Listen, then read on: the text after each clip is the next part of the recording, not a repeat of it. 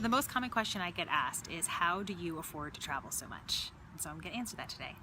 I don't have some magic answer. There's no secret recipe. It comes down to some really practical stuff. The simplest answer is I prioritize it. And I don't mean it to sound snarky. I'm being very practical about this. How do you afford to have Starbucks several times a week? How do you afford to have a brand new car? How do you afford the house that you have? To me, those questions are the same as how do you afford to travel so much?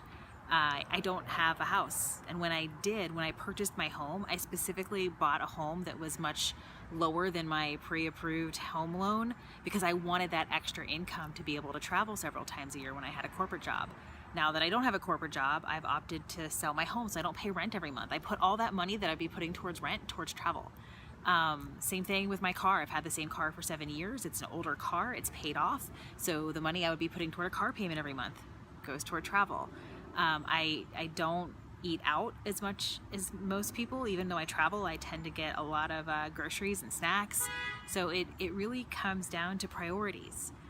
So if you really genuinely want to travel more, start looking at where you can cut back costs and put all of that savings into a jar, into a savings account for a travel fund. For a lot of people, the idea of travel sounds glamorous, but when it comes down to it, you really like your life the way it is and you're not necessarily willing to reprioritize, which is totally fine. I just suggest there's some power in acknowledging that, and instead of focusing on the fact that you don't get to travel, focus on all the things that you do get to do.